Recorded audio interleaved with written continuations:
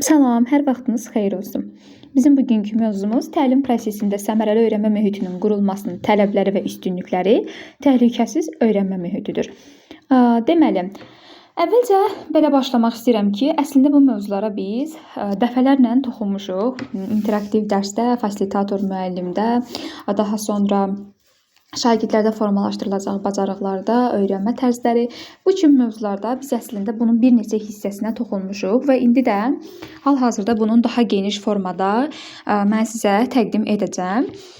Ümumiyyətlə, belə deyim əvvəlcə, bizim hal-hazırda əlimizdə müəyyən qədər testlər var ki, mövzu ilə bağlı istər onlayn şəkildə, istərsə belə PDF şəklində əldə etmək istəyirsinizsə, ya şərh bölməsinə fikrinizi bildirin, ya da mənə WhatsApp-dan qeyd edin, yazın adınızı, soyadınızı və nə istəyirsinizsə, PDF-imi, yoxsa daha doğrusu testlərin PDF-ini, biz qısa məqamları göndərə bilmirik təəssüf ki, amma testlərlə bağlı nəsə istəyirsinizsə, mənə deyə bilərsiniz, müraciət edə bilərsiniz.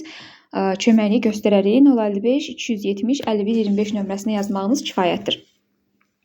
Belə, indi isə mövzumuza baxaq. Mövzumuzda bizim, belə deyim, ümumiyyətlə hər bir müəllim sinifdə yüksək əhval-ruhiyyə yaratmalıdır uşaqlarda eyni zamanda və özündə də bunu yaratmalıdır ki, hətta biz deyirik ki, müəllim bütün mənfi emosiyaları, mənfi fikirləri kənarda qoyub gəlməlidir sinifə. Yəni, ola bilsin ki, müəllimin həyatında hər hansısa bir məsələlər, hər hansısa bir problemlər baş verib və yaxud da davamlı şəkildə verir. Amma biz bunu qəti şəkildə tədris prosesinə, ümumiyyətlə sinifə giririksə, artıq bunu biz kənarda qoyuruq. Bu birinci faktordur ki, müəllim hər zaman özü də pozitiv olmalıdır ki, sinifdə də mühit deməli pozitiv olsun.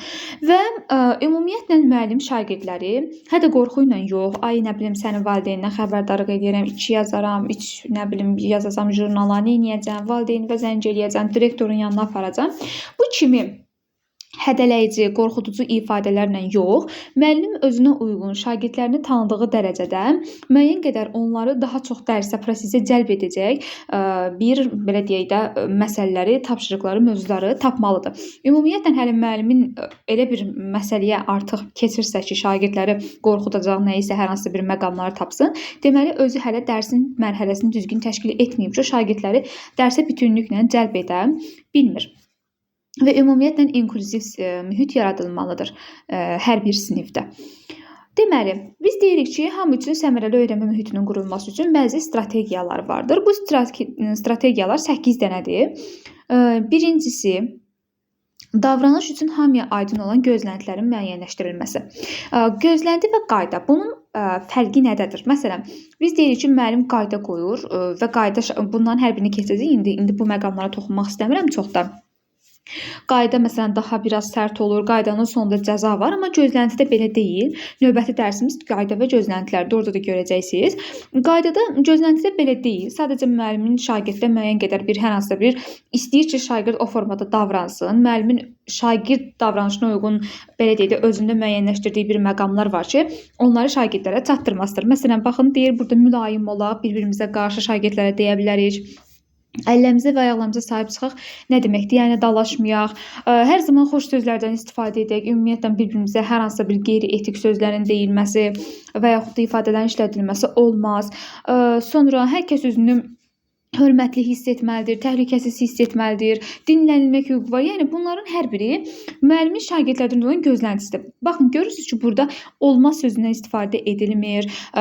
Deməli, məsələn, adi biz deyirik ki, şagirdlərə deyəndə ki, koridorda qaçmaq olmaz. Bunu demək olmaz şagirdlərə. Nəyə görə? Çünki şagirdlər əslində olmaz deyilən şeyləri etməyi sevirlər ki, görək onu edəndə nə olur, nəticəsini görmək üçün. Ona görə də biz deyirik ki, olmaz yox. Əslində, məsələn, deyirik ki, koridorda, dəhlizə deyək də, koridorda məsələn, qaçmaq olmaz yox, koridorda yerimək lazımdır kimi ifadələrdən işlədərək biz ona daha çox cəlb edə bilərik. Və bu gözləntilər də müəllimin şagirdlər üçün uyğun hesab etdiyi davranışlardır. İkincisi, bütün şagirdlərin dinlənilməsi üçün imkanın yaradılmasıdır. Bu, bizim hər dəfə vurğuladığımız bir məqamdır ki, hər kəs dinlənilmək hüququna malikdir və Hamıya biz sona qədər qulaq asmalıyıq. İstərsə də, yəni istər müəllim şagirdlərin hər birini proses zamanı, sual verən zaman, onun cavabını dinləyən zaman, bütün məsələlərdə, hər hansısa bir münaqişə də baş verən zaman bütün şagirdləri dinləməlidir. Eyni zamanda şagirdlər də müəllim elə bir şərait yaratmalıdır ki, şagirdlər özləri də bir-birini dinləsinlər. Biri dərs danışan zaman digərləri onu, yoldaşlar onu dinləsin. Üçüncüsü, sinifinizdəki hər bir şagirdin xüsusi ehtiyaclarından xəbərdar olun. Xüsusi ehtiyaclar deyəndə adətən ağlımıza bizim inklüziv uşaqlar gəlir. Yəni hər hansısa bir əlilliyi olan uşaqlar. Təbii ki, bu belə deyil. Yəni ola bilsin ki, bəzi şagirdlərin valideyni yoxdur, ata-anası yoxdur və yaxud da valideynlərinin biri yoxdur və yaxud da ayrılıb, həbsxanadadır. Yəni bu kimi uşaqlar əslində xüsusi risk qrupuna daxil olan uşaqlardır. Və yaxud da ola bilsin ki, himayədədir, uşaqlar evindədir. Yəni vacib deyil ki, o uşaq əlil olsun və yaxud da müəyyən qədər hər hansı bir məhdudiyyətlər olsun. Bu şərt deyil.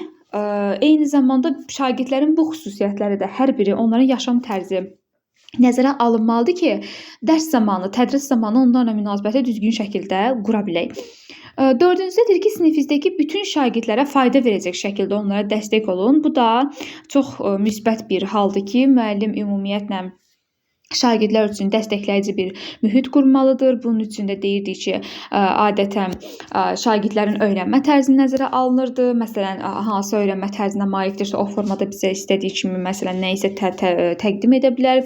Biz təlim prosesini şagirdlərə uyğun qururduq. Fasilitatorluq edirdik, şagirdlərin marağını, hazırlıq səviyyəsini nəzərə alırdıq. Eyni zamanda bu da bizə onu deyir. Beşincisidir ki, şagirdlərə öz öyrəndiklərini necə göstərəcəklərini seçmək imkanı. Bu da artıq yadınızdadırsa, bu diferensial təlimdən birinci məzmun komponenti var ki, müəllim təqdim edirdi. Bu dördüncüyə aiddir. Beşinci isə proses komponenti idi ki, daha doğrusu nəticə komponenti idi ki, nəticədə artıq müəllim tapşırığı vermişdi, şagirdlər özləri tapşırığı təqdim edirdilər.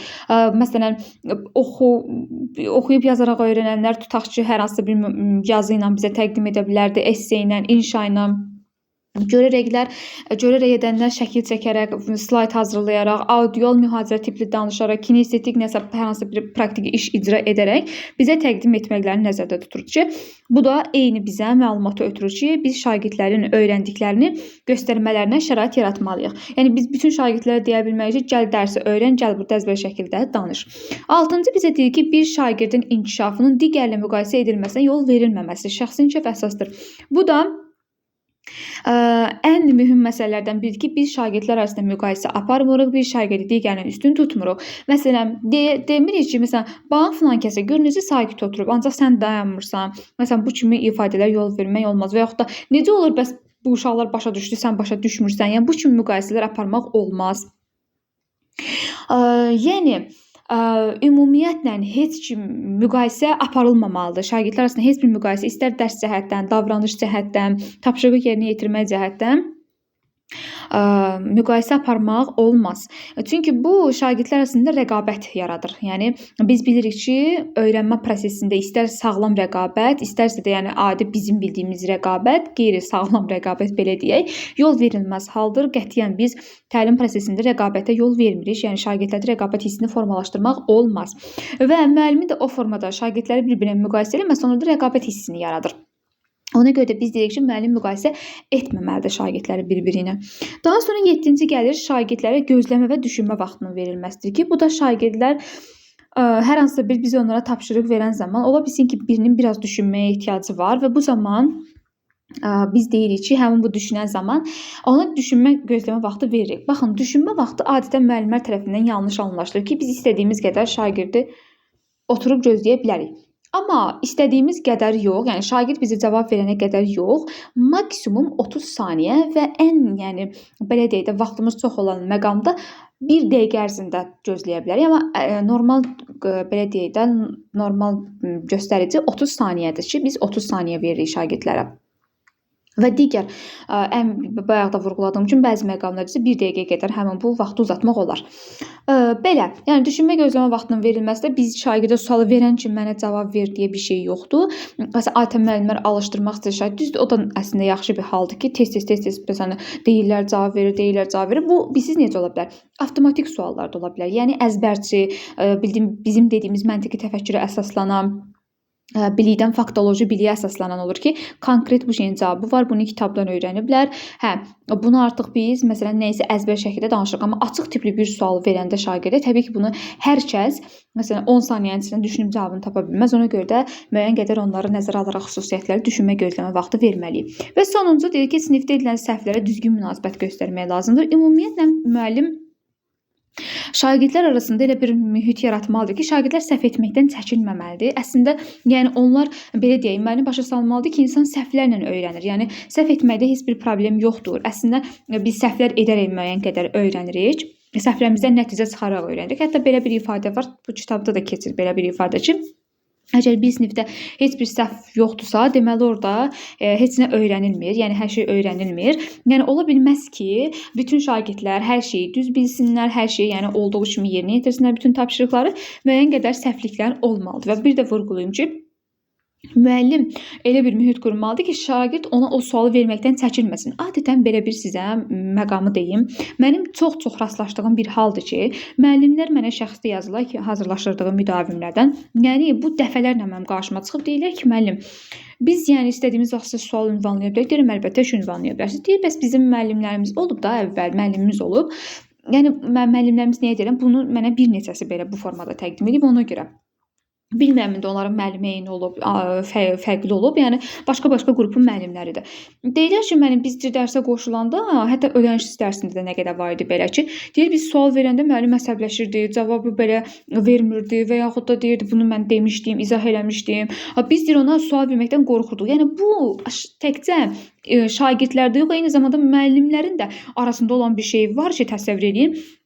Hər hansısa bir özü kurikulum müəllimi olasan, bu yanaşmaları biləsən və müdavimlərin sənə sual verməkdən çəkinsin, belə hallar əlbəttə ki, yol verilməzdir. Bu həm yəni hər kəsdə formalaşdırılmalı olan bir bacarıqdır və insan da səhvlər edərək öyrənir. Yəni bir insan hər şeyi mükəmməl yerli yerində edir kimi bir şey yoxdur. İnsan ömrünün sonuna kimi onsuz da səhv edir və bunu da biz şagirdlərə düzgün bir hal kimi aşılamalıyıq. Daha demirəm uşaqlar nə gəldi hər şey səhv eləsin, amma müəyyən qədər səhvliklər etməyi bacarmalıdırlar. Ən əsaslı o səhvindən qorxmamalıdırlar.